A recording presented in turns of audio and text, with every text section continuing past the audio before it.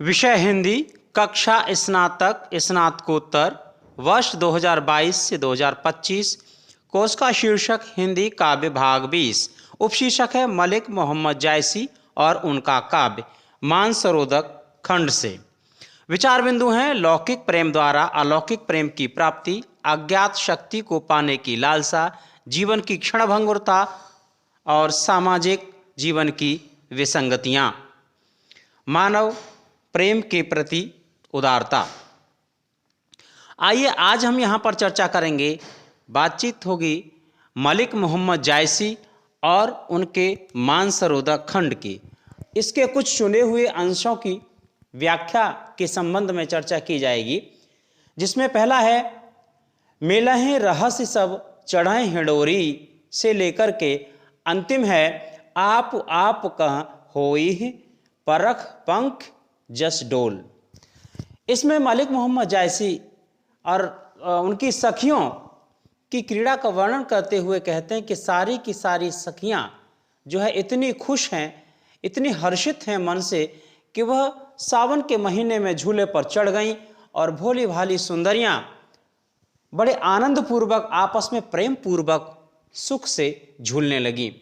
उन्हें क्या मालूम था कि यह जो क्रीड़ा कर रही हैं, यह जो हर्ष और उल्लास है आपस का, यह स्थायी नहीं है, यानी इस संसार में यह नश्वर है। इसी की ओर संकेत करती हुई एक सखी कहती है कि हे सखियों, जब तक हम पिता के घर पर हैं तब तक ही इस तरह के झूला झूल रही हैं, यानी पिता के घर पर ही हम हर प्रकार का आनंद मना सकती हैं। जब हम ससुराल चले जाएंगे तो पता नहीं वहां जाने के बाद इस तरह पति जो है हमको स्वच्छंदता पूर्वक विचरण करने देगा कि नहीं, स्वच्छंदता पूर्वक आनंद पूर्वक घूमने की इजाज़त देगा नहीं या नहीं, अनुमति देगा या नहीं। ससुराल में तो हम ऐसे स्थान पर रखी जाएंगी जहां पर पिता के घर का समाचार भी हमको नहीं मिल सकेगा। अर्थात एक बार जब अज्ञात सत्ता के पास हम पहुंच जाएंगी तो इस सांसारिक माया मोह में फिर पता नहीं संबंध जुड़ पाएगा या नहीं।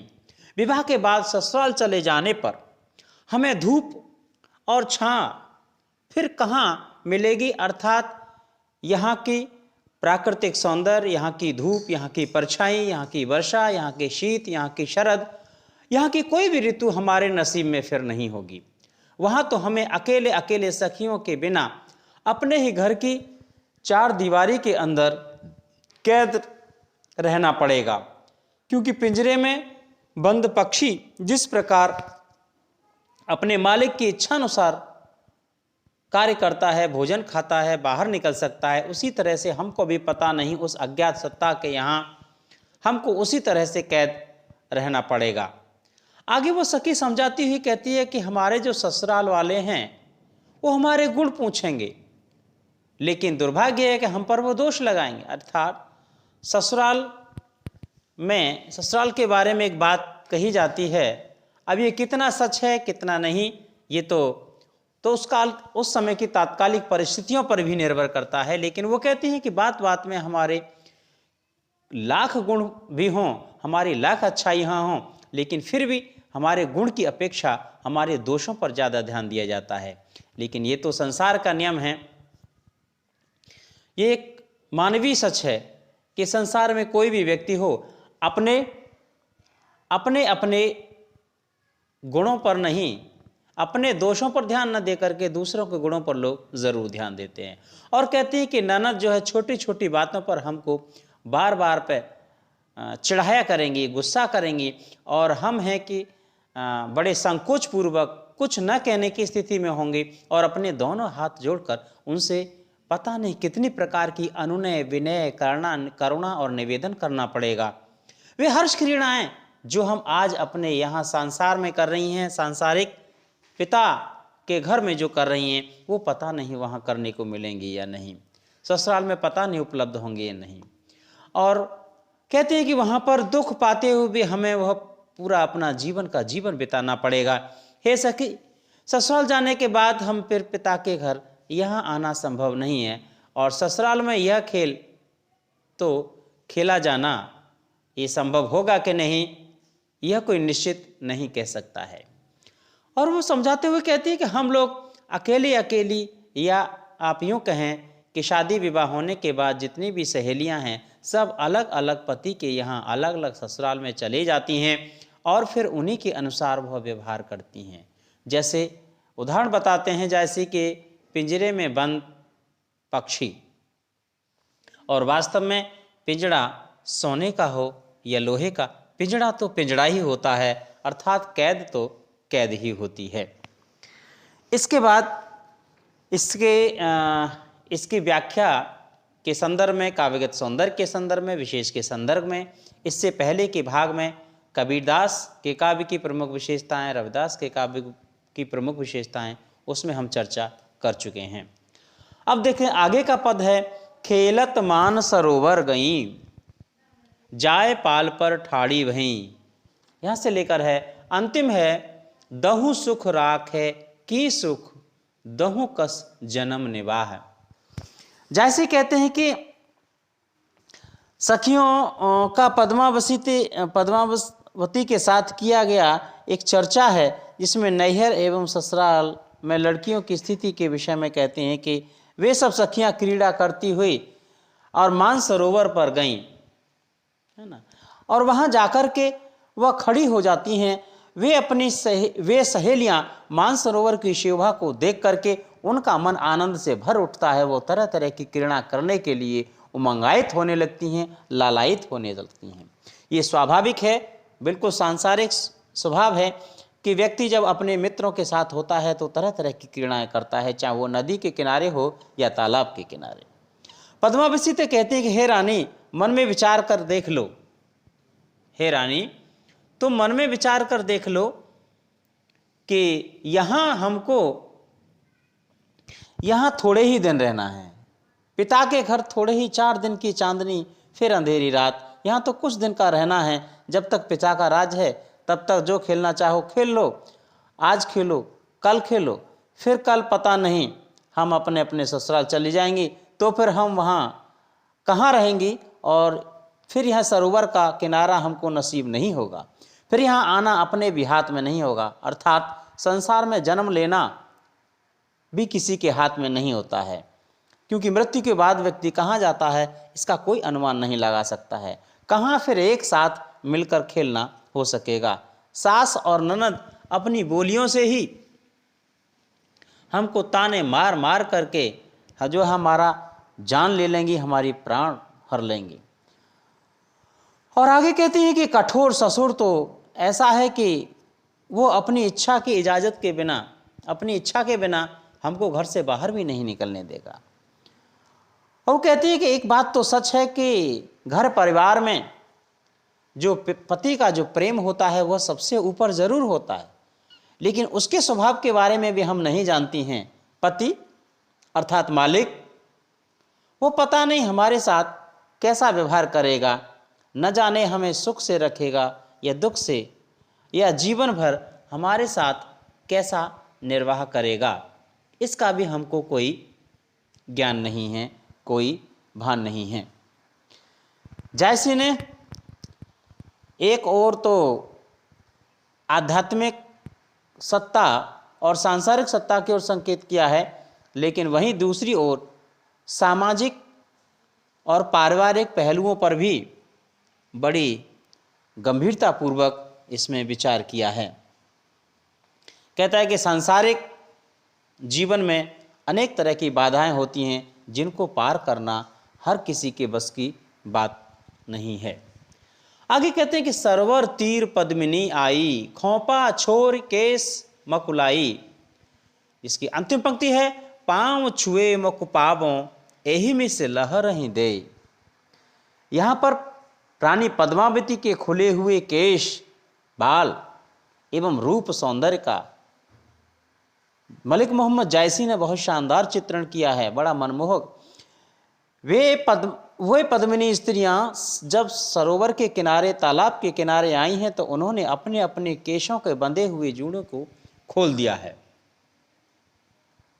और इतना ही नहीं, रानी पद्मावती का जो मुख है, उसकी जो शोभा है वो चंद्रमा के समान है। उनका जो शरीर है मलयगिरी की भांति है। जैसे मलयगिरी में तरह तरह की सुगंध विराजमान होती है, उसी तरह से उसके शरीर में भी तरह तरह की सुगंध उठ रही है।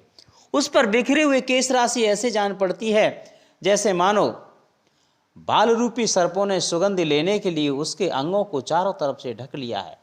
यह ऐसा लगता है जैसे केश रूपी काले काले मेघ उमड़ आए हों, जिससे संसार में छाया काले काले बादलों ने अपनी परछाई से घेर लिया हो। मुखमंडल के चारों ओर बिखरे हुए जो बाल हैं वो ऐसे लग रहे हैं जैसे राहु चंद्रमा की शरण में आ गया हो। उसके केशों की सघन छाया श्यामलता से दिन होते हुए भी सूर्य का प्रकाश छिप गया है और रात समझकर चंद्रमा नक्षत्रों को लेकर प्रकट हो गया है।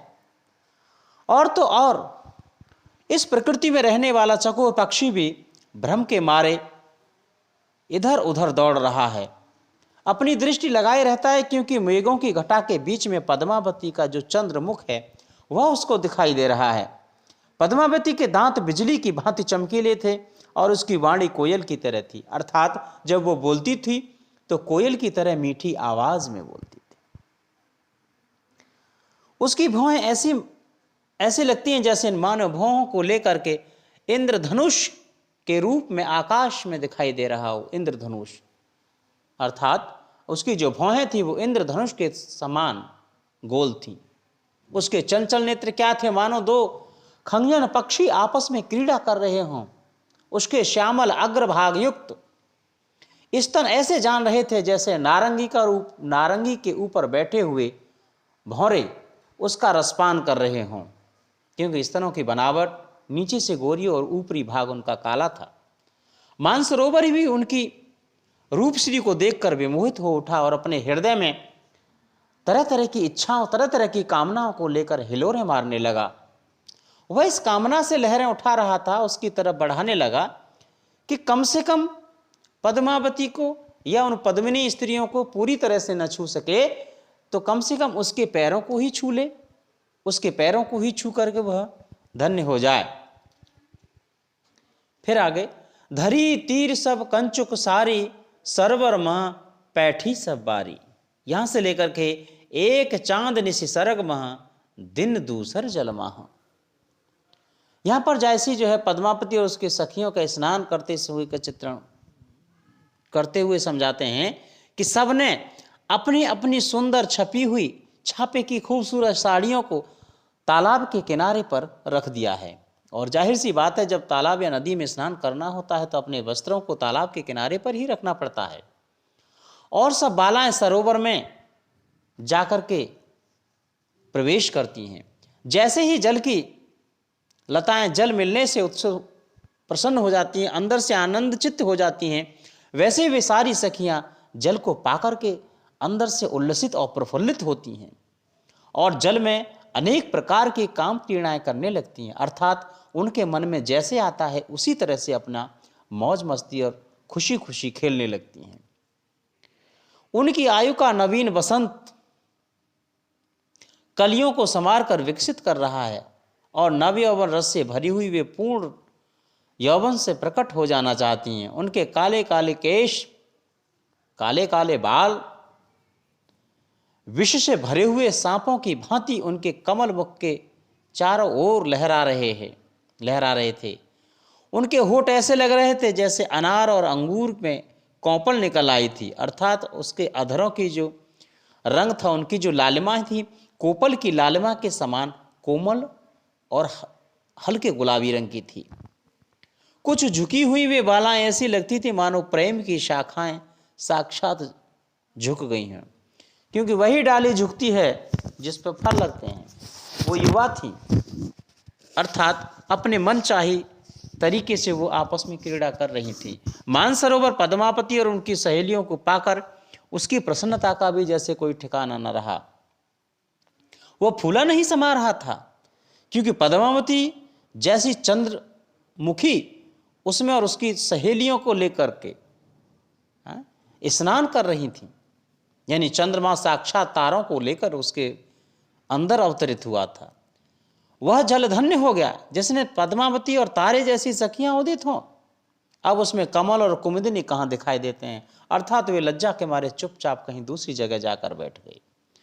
चक्रवाकी और चक्रवाका, चकवा और चकवी बिछुड़कर पुकारने लगे कि हे स्वामी, अब तुम कहाँ मिलोगे, अर्थात अब तुम्हारा मिलना संभव इसीलिए नहीं है क्योंकि एक चंद्रमा तो रात्रि में स्वर्ग में दिखाई दे रहा है, वियोग करता था, और दूसरा दिन में वियोग कराने के लिए जल में उदित हो गया है। क्योंकि चकवा चकवी ये है कि वो दिन में मिछुड़ जाते हैं और रात में मिलते हैं, दिन में परस्पर रात में बिछड़ जाते हैं और दिन में वे परस्पर सुख से आनंदित होते हैं। यहाँ पर तो दिन में भी चंद्रमा है, मिलना संभव नहीं हो रहा, और रात की तो बात ही क्या है। आगे का पद है लागी केल करे मझ नीरा, हंस लजाए बैठे ओहि तीरा, पद्मावत कौतुक कहाँ राखी। तुम ससी हो तराहिन साखी, बाद मेल के खेल पसारा, हार दे जो खेलत हारा। सांवर ही सांवरी गोरी ही गोरी, आपन आपन लीन सो जोरी, बूझ खेल खेलहु एक साथा, हार न होई पराए हाथा। आज ही खेल बहुरी कित होई, खेल गए कित खेले कोई, धन सो खेल खेल सह पेमा, रौताई और कुशल क्षेमा, मोहम्मद बाजी प्रेम के ज्यों भावे त्यों खेल, तिल फूलहि के संग ज्यों होई फुलाइल तेल। यहां पर जायसी ने सखियों की जल क्रीड़ा का फिर वर्णन किया है। वे सब जल के बीच में इस तरह से क्रीड़ा लगी, खेलने लगी, उनको उस जल क्रीड़ा को देख करके, जल के अंदर उनके खेल को देख करके हंस भी लज्जा के मारे किनारे पर जाके बैठ गया। सखियों ने पद्मावती को कौतुक देखने वाली बनाकर एक ओर बिठा दिया, और तुम तारागण रूपी हम सखियों को साक्षी होकर शशि रूप में रहो। उसके बाद जो बाजी लगा कर उन्होंने क्रीड़ा आरंभ की और कहा कि देखो, जो खेल में हारेगा उसे अपना हार देना होगा। ये शर्त तय हुई।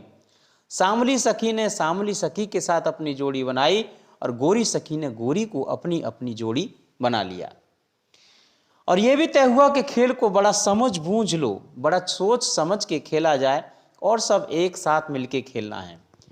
क्योंकि खेल की पहली शर्त होती है प्रेम पूर्वक खेलना। मित्रता बढ़ाने के लिए ही खेल खेले जाते हैं, लेकिन दुर्भाग्य है कि आज वर्तमान समय में विश्व के लगभग सभी देशों में जब खेल प्रारंभ होते हैं तो वहाँ जो टीम हार जाती है वो ऊट पटांग हरकत करने लगती है, सामान तोड़ने लगती है, एक दूसरे खिलाड़ियों को अपमानित करने लगते हैं। लेकिन ऐसा नहीं होना चाहिए। खेल की पहली शर्त होती है कि आपसी प्रेम और सौहार्द बढ़ाने के लिए ही खेलों का आयोजन पूरे विश्व में किया जाता है। और वो कहते हैं कि अपना हार दूसरे के हाथ में न जाने पाए, अर्थात दूसरे के हाथों कोई न हारे। आज ही यह खेल है, फिर यह खेल कहाँ खेलने को मिलेगा। खेल के समाप्त हो जाने पर फिर ये भी नहीं पता कोई कहाँ जाएगा, कोई कहाँ खेलता है, कहाँ नहीं खेलेगा। वह खेल धन्य है जो प्रेम रस से युक्त होकर खेला जाए। बिल्कुल सही बात है, खेल को प्रेम पूर्वक ही खेलना चाहिए। प्रभुताई और कुशलक्षेम साथ साथ नहीं रहते। जहाँ प्रेम में प्रभुताई या अकड़ होती है वहाँ खेल में कटुता और नीरसता होती है। इसका भाव यह है कि कोई खेल में छोटा बड़ा नहीं होता है, सबको मिल करके प्रेम पूर्वक खेल को खेलना चाहिए। वहाँ कुशलक्षेम नहीं होता है। यहाँ थोड़ी देर के लिए हम याद कर लेते हैं सूरदास को। सूरदास जब कृष्ण के साथ मित्रता का व्यवहार करते हैं, क्योंकि उनकी भक्ति साख्य भाव की है, तो कृष्ण से कहते हैं साफ साफ शब्दों में कहते हैं कि खेलत में को काको गोसैया, कि भाई खेलते में कोई किसी का भगवान नहीं होता है और फिर मित्र से बड़ा कोई धर्म नहीं होता है। खेलत में को काको गोसैया, अति अधिकार जतावत यादे, अधिक तुम्हारे हैं कछुगैया। इसी तरह जैसे भी समझाते हैं कि प्रेम के जल में जैसा मन को भाव वैसे खेलो, और इस तरह से खेलो जैसे तिल और फूलों को एक साथ मिलाने से ही सुगंधित तेल बनता है। अर्थात अंतरात्मा के आपस में मिला के खेलो, स्नेह के साथ खेलो, लगाव के साथ खेलो। वैसे ही किसी के वास और किसी के स्नेह के एक साथ मिलने से प्रेम में सुगंधित आती है। अर्थात जायसी ने यहाँ पर मानसरोवर खंड की कुछ पदों की यहाँ व्याख्या हमने की, तो जाहिर सी बात है कि जायसी ने बहुत ही सीधी सरल भाषा में सांसारिक समाज से लेकर के आध्यात्मिक समाज तक का बहुत सुंदर चित्रण किया है। और जितना यह भाव पक्ष की दृष्टि से महत्वपूर्ण है, उतना ही ये कलात्मक दृष्टि से भी बहुत महत्वपूर्ण है।